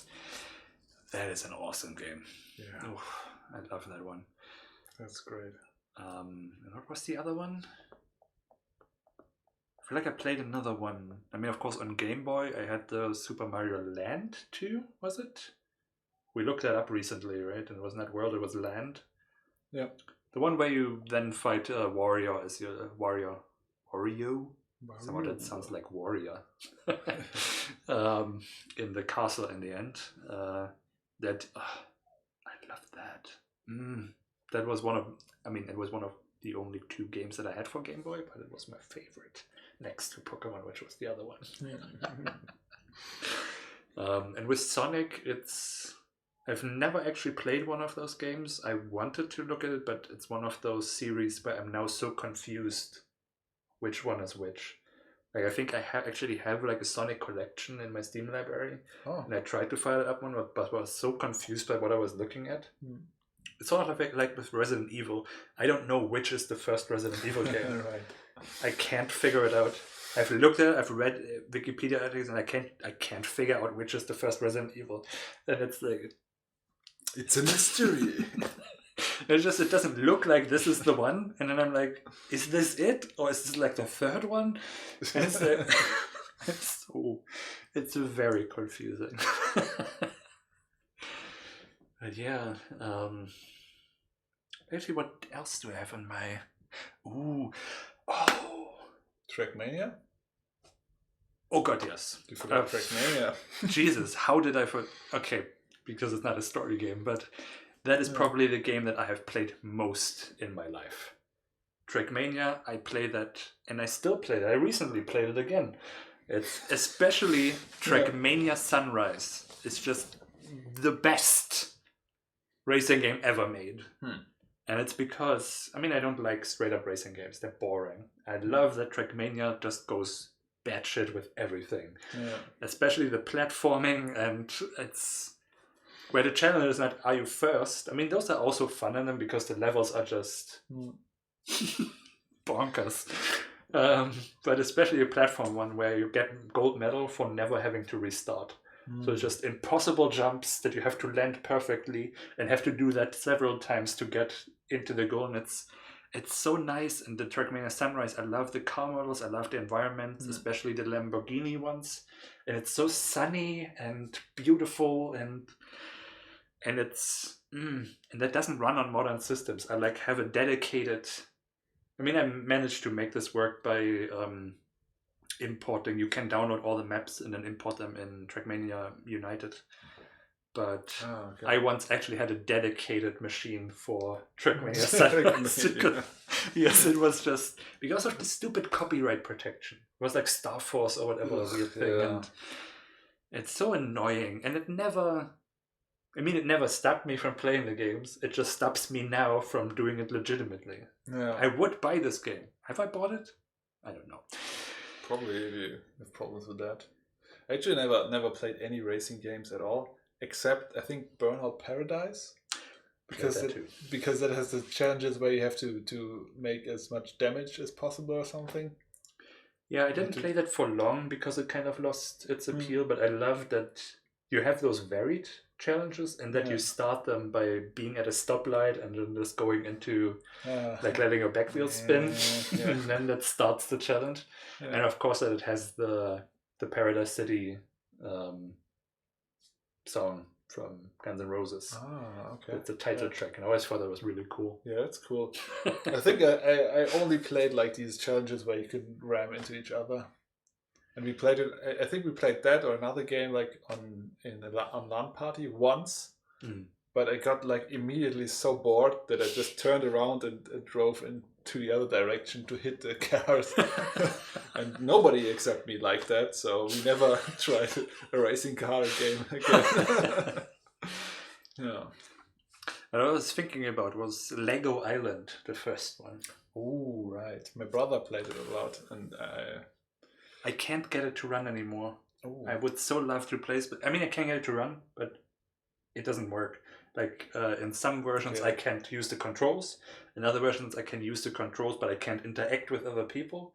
And it's like, I just want to play Lego Island again. It's so awesome. There was so much fun when I was a kid. And the second one was never as good. It has to be a solution, right? It should be. It's but that was so cool. Like, of course, I always play Pepper, and then you have a skateboard, and you deliver pizza, and then you do several missions, and there's like an elaborate racetrack even. Yeah. It's very. What was it? Rayman Rush.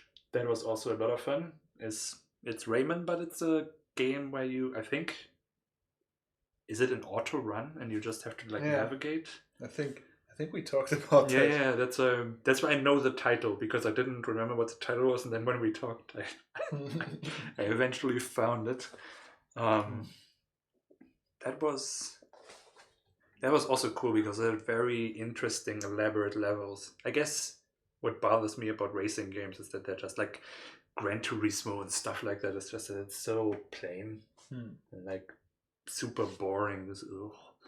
And for me, it's this fixation on cars, and cars are so cool. And I feel like I'm a gay guy looking at like the Miss America or something, because it doesn't do anything for me. I look at these cars and I think, okay, it has 4 wheels. Let's go. Why do I have to watch it from all sides? It's okay. I get it. I can drive it. Let's go. Yeah. I mean, there are a couple of cars I like and I find pretty, and I'm not sure why, but all other cars I don't care. Either way. So when is this thing? I remember Crabman. I have to thank you for showing My Fault Garden. I recently finished it and it was a really cool experience.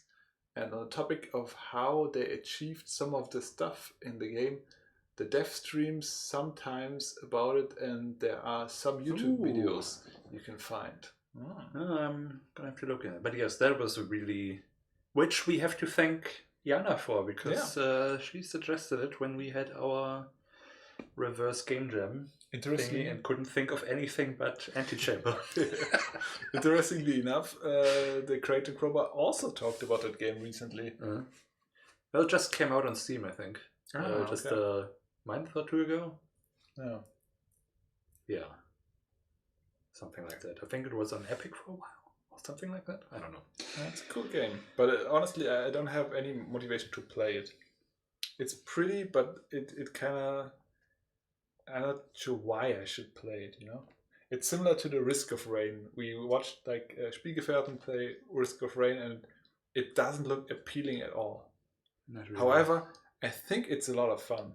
I think if you're getting into it, because the graphics, like the visuals, are secondary. I guess I think it's more this loop of like shooting, evading, upgrading.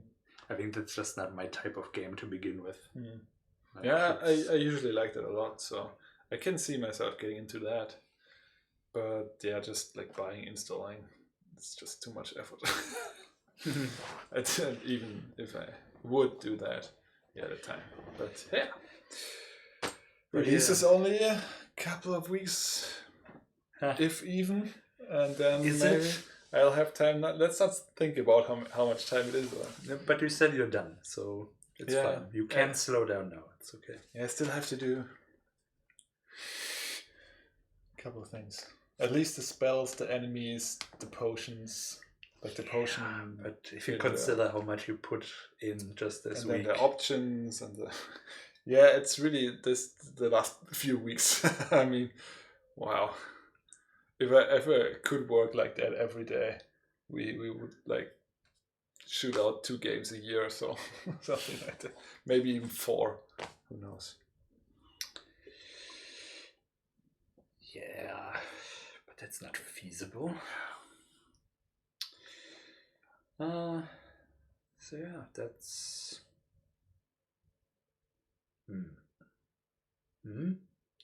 it is a lot of fun. Yeah, well, it's not my style of game. I am obviously much more into the easygoing narrative. Risk of Rain, Risk of Rain 2 thing. Yeah. Yes, I like that. I can see myself playing that with a friend. I think, like, as you said in your stream, Friedrich, you need a couple of people, or Jana said that, you need probably like 3-4 people to really have fun with it, or if you have to play easy mode, which looked a lot more appealing, to be honest. There was just more happening. Will there be a funny release stream for the Wizard similar to your announcement stream? Well, I don't know about funny. Yeah, I was wondering too. Was that funny? We were that serious that day. Yeah, and we were also super nervous, so I feel like that was actually really boring. I think it was one of the worst ones we made, yeah. Absolutely. I tried to go through that to find some snippets to cut out, but it was so tedious, everything, and so... Well, maybe. I don't know what we're gonna do, but yeah, probably do something. I mean, we're releasing it on a Friday. We have our Hootout on a Friday. Is it a Friday? Yes. Oh, okay. Yeah, Saturday. But it could be Friday. No, we can't release on a weekend. All right. So we can either do it before or after the weekend. Right. That was the idea, yeah. So Friday, so, yeah. And there's also the mag, so... Yeah. So I guess we are streaming. Cool. And so I guess we're gonna talk about the game or whatever. So yeah, Maybe we can find someone who has no ideas of games and play it, and then just watch them play, because I don't want to replay the game again. And I don't want to watch you because you know everything as well. I just get upset if you don't play optimally.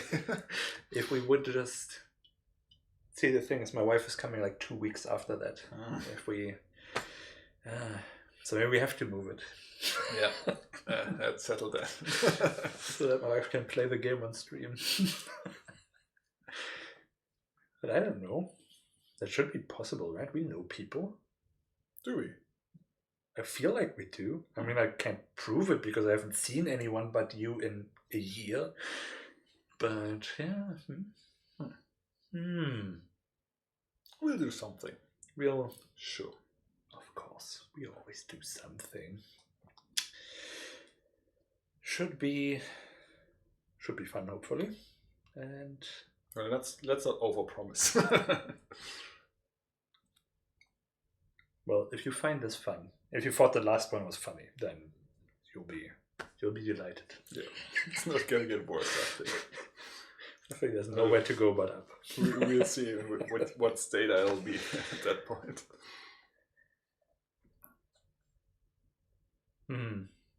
Yeah, I wonder if it's gonna feel like anything.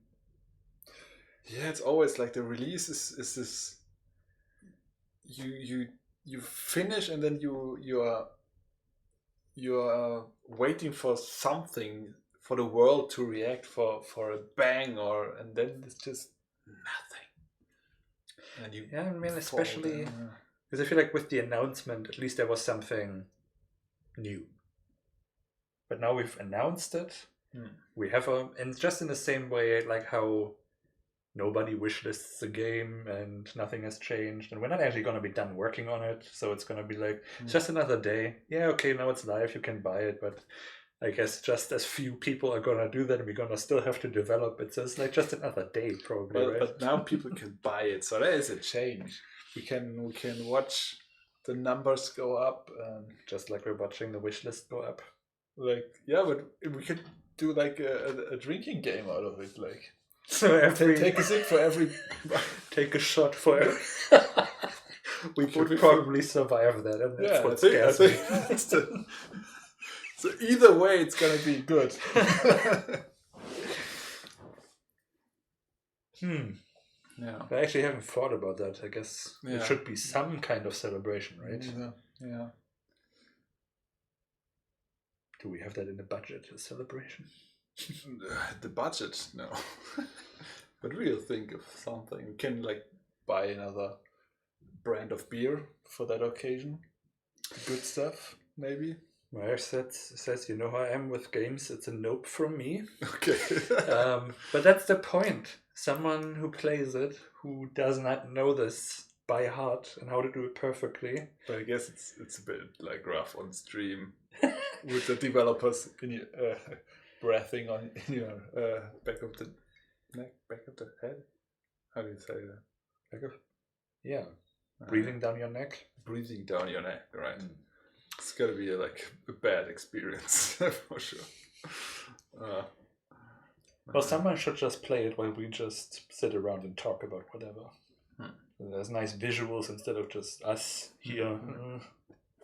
Yeah. Still without our... Someday we're gonna get something for this. Yes. Yeah, but we're gonna release the game first. Yeah, we need money. We'll see how much money we have left.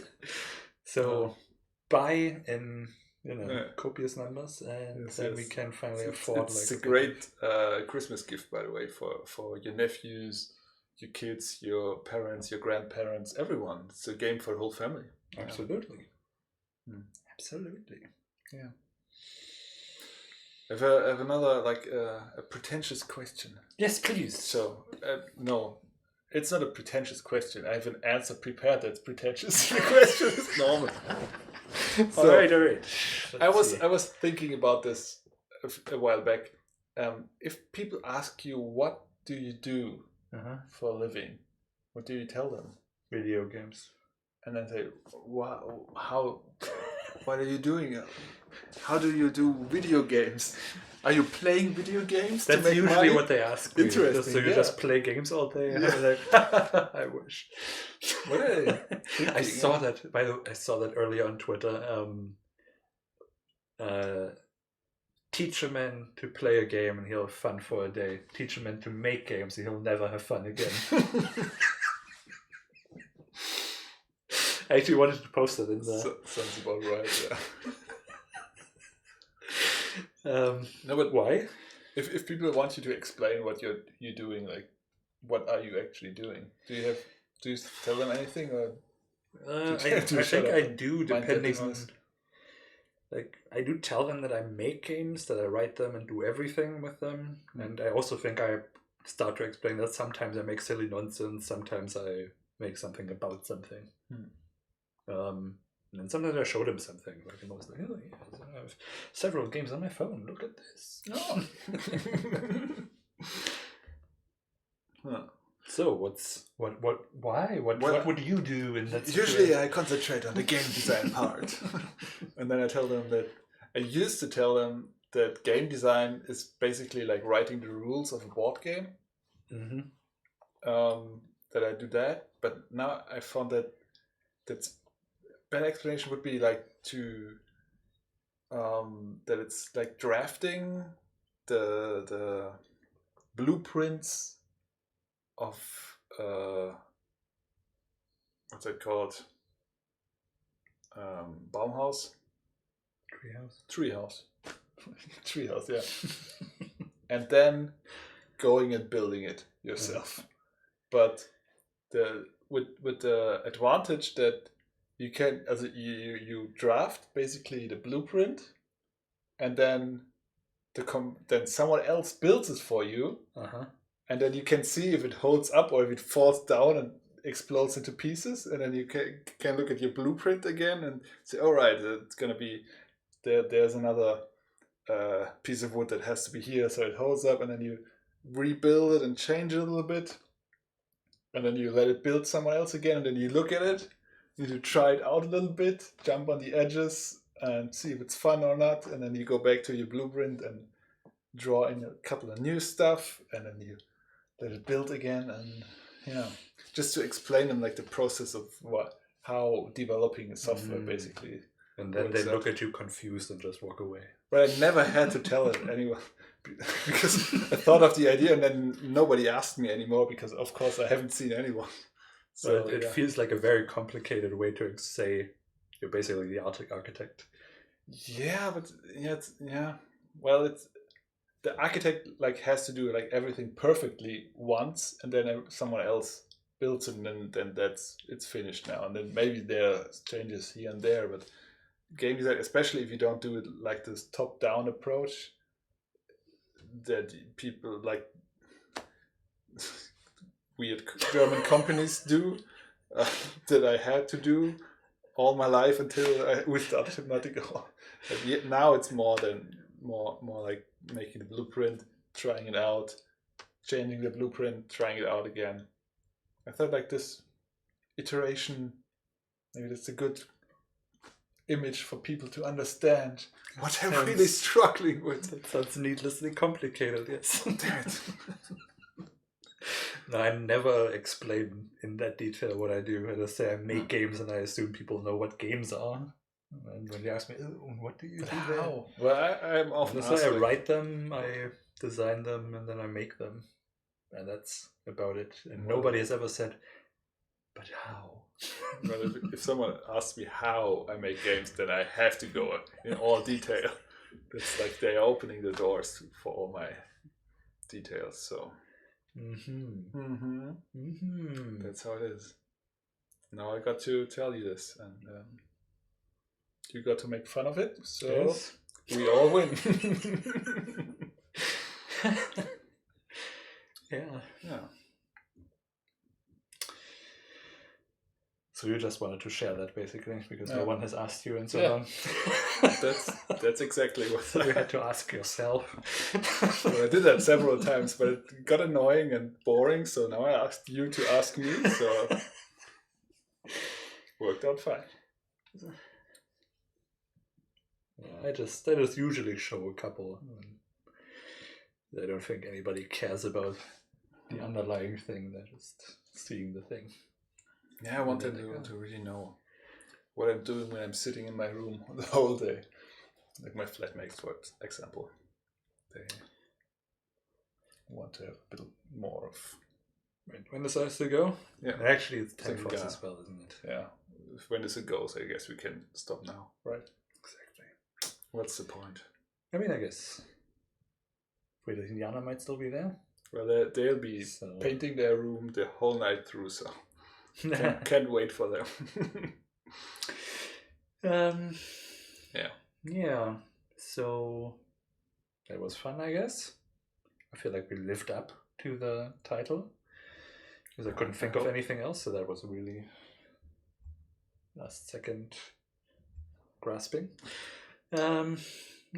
Wasn't too hectic. No depressing topics as of yet. Yep. Maybe next time. Who knows? Wow. Just had to end with that, huh? We're not offline yet. Couldn't hold it in anymore. All right, then thanks for joining us, everyone. And thanks for listening.